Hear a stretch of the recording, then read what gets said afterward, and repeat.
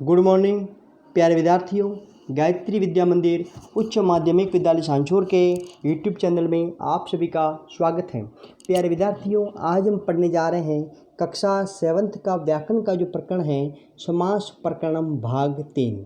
इन्हीं प्रकरण के साथ में मैं मुकेश कुमार वर्मा। तो आइए प्यारे विद्यार्थियों, आज के इस प्रकरण के अंदर हम समास पढ़ते हैं। जो पीछे हमारा एक समास शेष रह गया था वह था बहुव्रीहि समास। तो हम बहुव्रीहि समास को इस प्रकरण के अंदर पढ़ते हैं और समझते हैं। बहुव्रीहि समास, तो बहुव्रीहि समास क्या है देखें। अन्य पदार्थ प्रधानो बहुव्रीहि। अन्य पदार्थ प्रधानो बहुव्रीहि। अन्य यानी कोई तीसरा पद या अन्य पद, वो क्या है, इसमें प्रधान रहता है। कोई अन्य पद, दूसरा पद है जिस पद की अपन इसमें बात नहीं कर रहे हैं, वह पद अगर प्रधान है तो वहाँ पर कौन सा समास होगा, बहुव्रीहि समास बनता है। तो देखिए किस प्रकार से कैसे होता है, इसको पढ़ते हैं। अर्थात जो ये दो या दो से अधिक पदों का समास हो, वह पद जिसमें दो पद हो या दो से अधिक पद हो तथा उससे किसी एक अन्य पद के अर्थ का बोध होता हो, यानी उन पदों के द्वारा किसी अन्य पद और उस अन्य पद का उन पदों के द्वारा बोध होता हो, तो वहाँ पर बहुव्रीहि समास होता है। बहुव्रीहि समास उसे कहते हैं। तो देखें किस प्रकार से कैसे होता है, इनको समझते हैं। तो समस्त पद देखें, यहाँ पर समस्त पद जिस संस्कृत विग्रह और यहाँ पर हिंदी विग्रह। समस्त पद में देखें चक्रपाणि। समस्त पद क्या बना है, चक्रपाणि। इसका देखें संस्कृत में विग्रह करते हैं, चक्रम पाणो यस्य सः। क्या अर्थ हुआ हिंदी विग्रह, चक्र है हाथ में जिसके वह। तो यहाँ पर तो कोई चक्रपाणि में किसी कोई तीसरे पद को बताया नहीं है, यहाँ पर भी नहीं बताया गया है। केवल ये बताया गया है, संकेत किया गया है उस व्यक्ति की तरफ कि जिसके हाथ में चक्र है। तो कौन हो सकता है, तो वह है, कौन है वह, तो जिसके हाथ में चक्र है वह कौन है, विष्णु है, भगवान विष्णु है। तो विष्णु के हाथ में क्या है, चक्र। तो विष्णु यहाँ पर कहीं पर नाम विष्णु का आया हुआ नहीं है, तो अन्य है, वह व्यक्ति का है, अन्य है, उसकी तरफ अपन संकेत कर रहे हैं, तो वह कौन है, विष्णु है। तो वह पदार्थ, अन्य शब्द जो है वो यहाँ पर क्या है, प्रधान है। जहाँ अन्य प्रधान है वहाँ पर क्या है, बहुव्रीहि समास है। समझ में आ गया होगा। और पढ़ते हैं, देखते हैं दूसरा उदाहरण देखते हैं अपन। दीर्घकर्ण। दीर्घो कर्णो यस्य स। लंबे कान है जिसके वह। तो यहाँ पर इसमें कहीं पर भी लंबे कान वाले व्यक्ति का नाम नहीं आया हुआ है। तो लंबे किसके कान हैं, लंबे कान किसके हैं, बड़े कान। दीर्घ लंबे कान या बड़े कान किसके हैं, भगवान गणपति के हैं, गणेश के हैं। तो देखिए कौन है वह, गणेश। तो अन्य पदार्थ यहाँ पर क्या हो रहा है, प्रधान हो रहा है, लेकिन यहाँ पर उसका नाम नहीं आ रहा है। जो पद दो या दो से अधिक पदों में हो लेकिन उनका अंदर से अन्य पदार्थ की प्रधानता हो, तब वहाँ बहुव्रीहि समास बनता है। इसी प्रकार देखें नीलकंठ। नीलकंठः। नीलकंठ यस्य स। नीला कंठ है जिसका वह। तो नीलाकंठ, नीलकंठ किसको कहते हैं, भगवान शिव को। जब समुद्र मंथन के समय समुद्र से अमृत निकला था, उस समय विष भी निकला था, जहर भी निकला था, जिसको किसने पिया था, भगवान शिव ने। और पीने से पर उसका गला जो है वो कैसा हो गया था, नीला। तो कंठ नीला होने के कारण इसको क्या कहते हैं, शिव को नीलकंठ कहते हैं। नीलकंठ। नीलकंठ यस्य स। नीला है कंठ जिसका वह, तो वह व्यक्ति कौन है, शिव है। निर्धन।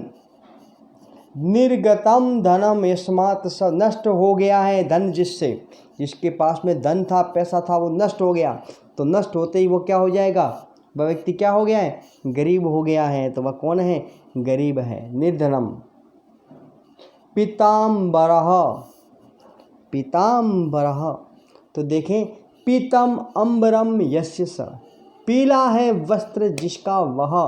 तो पीला वस्त्र किसका है, तो भगवान श्री कृष्ण का। किसका है, कृष्ण का। तो अन्य पदार्थ यहाँ पर क्या आ रहा है, कृष्ण आ रहा है। इसी प्रकार देखें भक्त प्रियम। भक्त प्रिय। भक्ता प्रियः यस्य स। भक्त है प्रिय जिसको, जिसको भक्त प्रिय है, तो कौन है वह भक्त जिसको प्रिय है? तो वह कौन है? या तो भगवान है या फिर कोई तपस्याधारी आश्रम में रहने वाला, कोई आश्रम में रहने वाला कोई ब्रह्मचारी है जिसको भक्त क्या लगते हैं? प्रिय। दशानन 10 आनंदानि यस्य स, 10 आनंदानि यस्य स, जिसके 10 सिर हैं वह कौन है? वह जिसके 10 सिर हैं तो वह कौन है? रावण है। तो यहाँ पर इन रावण का शब्द का कहीं पर भी बताया नहीं गया है, लेकिन यहाँ पर अन्य पदार्थ है उसको प्रधान बताया गया है, उसको मुख्य बताया गया है। तो वह कौन है? रावण है। तो प्यारे विद्यार्थियों, इस प्रकरण में आपको ये समास समझ में आ गया होगा, बहुव्रीहि समास। तो प्यारे विद्यार्थियों, पहले से मेरे पास में कमांड आ रहे हैं, मेरे पास में उनके मैसेज आ रहे हैं कि सर आपने जो समास पढ़ाए हैं उनमें पीछे के समास जो हैं हम पीछे क्या होते हैं? भूलते हैं। तो हम आपको भूलने के लिए, हम आप नहीं भूलें इस प्रकार से लिए हमने आपको समझाने के लिए एक अलग से और इस प्रकार से समझाने के लिए ये मैंने यहाँ पर वापस समास लिखे हैं। तो इसको आप सरलता से याद ऐसे भी आप रख सकते हैं। तो देखें, आप इस प्रकार से याद रखेंगे तो आप नहीं भूलेंगे। अव्ययी भाव समास क्या है? अपन अव्ययी भाव समास, तो इसका एक चित्र है। पूर्व पदार्थ प्रधानो अव्ययी भाव, अर्थात जिसका पहला पद जो है वो प्रधान हो और वह क्या हो? साथ में अव्यय हो। जहाँ पहला पद अव्यय हो, अव्यय क्या है? इसको अपन ने टॉपिक में पहले पढ़ लिया है कि अव्यय वे शब्द होते हैं जो सभी विभक्तियों में, लिंगों में, वचनों में कहीं पर भी किसी प्रकार का कोई भी परिवर्तन या बदलाव नहीं होता है, तो वह क्या कहलाता है? अव्यय। और वह अवयव अगर पूर्व में पहले लगा हुआ हो तो वहाँ पर अव्ययी भाव समास बनता है। क्या बनेगा? अव्ययी भाव समास। इस प्रकार से भी आप याद रख सकते हो, पूर्व पदार्थ प्रधानो अव्ययी भाव समास। दूसरा देखें, तत्पुरुष समास। तत्पुरुष समास को किस प्रकार से पहचान करेंगे, जानेंगे। उत्तर पदार्थ प्रधान तत्पुरुषः, उत्तर पदार्थ प्रधान यानी कि पीछे का पद जिसमें प्रधान रहता है तो वह कौन सा समास होता है? तत्पुरुष समास होता है। जहाँ पीछे का पद प्रधान हो वहाँ पर तत्पुरुष समास होता है। कैसे पीछे का पद प्रधान? तो इस तत्पुरुष समास को द्वितीय विभक्ति से लगा करके सप्तमी विभक्ति तक 6 प्रकार के माने गए हैं। तो देखिए, पहले में क्या होगा? द्वितीय तत्पुरुष में पहला पद द्वितीय का और दूसरा पद है वो प्रथमा विभक्ति का। तृतीय तत्पुरुष में क्या होता है? पहला पद तृतीय विभक्ति का, दूसरा पद प्रथमा विभक्ति का। चतुर्थी में क्या होगा? चतुर्थी तत्पुरुष में पहला पद चतुर्थी विभक्ति का, द्वितीय पद है वो प्रथमा विभक्ति का। तो इस प्रकार से सभी में पीछे में पंचमी विभक्ति में पहला पद पंचमी विभक्ति का, द्वितीय पद प्रथमा विभक्ति का। षष्ठी तत्पुरुष में क्या होता है? प्रथम पद षष्ठी विभक्ति का, द्वितीय पद प्रथमा विभक्ति का। और सप्तमी तत्पुरुष में भी क्या होता है? प्रथम पद जो है वह सप्तमी का, द्वितीय पद है वो प्रथमा विभक्ति का। यानी कि सभी में द्वितीय पद प्रधान है। द्वितीय यानी पीछे का पद उत्तर पद, जहाँ पर उत्तर पद प्रधान हो वहाँ पर तत्पुरुष समास होता है और इनका प्रयोग विभक्तियों के आधार पर किया जाता है। अब हम पढ़ते हैं कर्मधारय समास। कर्मधारय समास में क्या होता है? विशेषण विशेष्य, जिस प्रकार से कृष्ण सर्प, काला सांप, जैसे पीताम्बरम, तो क्या है वहाँ पर विशेषण और विशेष्य। महादेव, तो इसमें क्या है? उसकी विशेषता बताई जा रही है। तो जहाँ पर जिस शब्द की विशेषता बताई जाती है और जिसकी विशेषता बताई जाती है तो एक पद उनमें से क्या होगा? विशेषण। दूसरा शब्द क्या होगा वहाँ पर? विशेष्य। तो जहाँ विशेषण और विशेष्य होता है तो वहाँ पर कर्मधारय समास होता है। इस प्रकार से उपमा या उपमेय या विशेषण या विशेष्य, तो वहाँ पर कौन सा समास हो रहा है? कर्मधारय समास। इसी प्रकार देखें द्विगु समास। द्विगु समास में क्या होता है? संख्या पूर्वो द्विगुः, इसका छोटा सा सूत्र है, संख्या पूर्वो द्विगुः, जहाँ पर पहला पद संख्यावाची हो। पंचवटी, इसी प्रकार से त्रिलोकम, इसी प्रकार से शताब्दी। तो आगे क्या हो, संख्या पूर्व यानी पहले संख्या आ रही हो, बाद में उस पद बनता हो, तो वहाँ पर द्विगु समास होता है। द्वंद्व समास, अब हम क्या पढ़ते हैं, द्वंद्व समास। तो द्वंद्व समास क्या है, उभय पदार्थ प्रधानो द्वंद्व।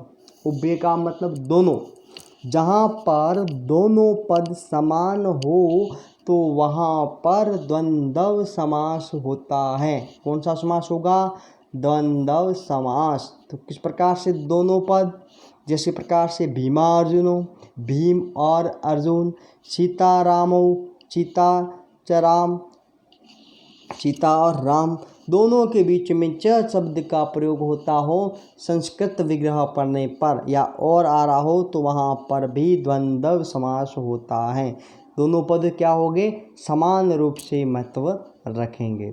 अगला देखते हैं अपन बहुव्रीहि समास। इसको तो अपन ने अभी पढ़ा है, इसको आप भूल ही नहीं सकते हैं, फिर भी देख लेते हैं अपन। बहुव्रीहि समास, अन्य पदार्थ प्रधानो बहुव्रीहि, अन्य पदार्थ प्रधानो बहुव्रीहि, यानी कि कोई अन्य पदार्थ है वह प्रधान हो रहा है, कोई अन्य पद है जिसका यहाँ पर नाम नहीं आ रहा है लेकिन वह पद प्रधान हो तो वहाँ पर बहुव्रीहि समास होता है।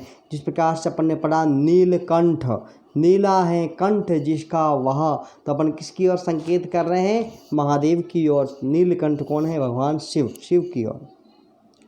इसी प्रकार देखें लंबोदर, लंबा है उदर जिसका, वह किसका पेट लंबा है, वह कौन है, गणेश। दशानन, 10 आननानि यस्य, 10 आनन सिर है जिसके, वह, तो वह कौन है, रावण है। तो प्यारे विद्यार्थियों, आज के इस प्रकरण में आपको समास समझ में आ गए होंगे, इनको अपन ने शॉर्ट में और भी समझ लिया संक्षिप्त में। तो मैं आपसे उम्मीद रखता हूँ कि इस वीडियो के अंदर आपको ये सारे समास ज़रूर समझ में आ गए होंगे। तो प्यारे विद्यार्थियों, इसको आप अपनी कॉपी के अंदर सुंदर लिखावट में लिखेंगे और इनके प्रत्येक समास के 4-4 उदाहरण आप स्वयं लिखेंगे और ये समझेंगे और फिर आप अच्छी तरह से इसे याद कर पाएंगे, इन्हें अच्छी तरह से आप समझ पाएंगे। तो प्यारे विद्यार्थियों, मैं आपसे उम्मीद रखता हूँ कि आपने अभी तक इस वीडियो को लाइक नहीं किया है तो लाइक ज़रूर करें, सब्सक्राइब करें और इसको आप शेयर भी करें। मिलते हैं अपन अगले वीडियो के अंदर। धन्यवाद।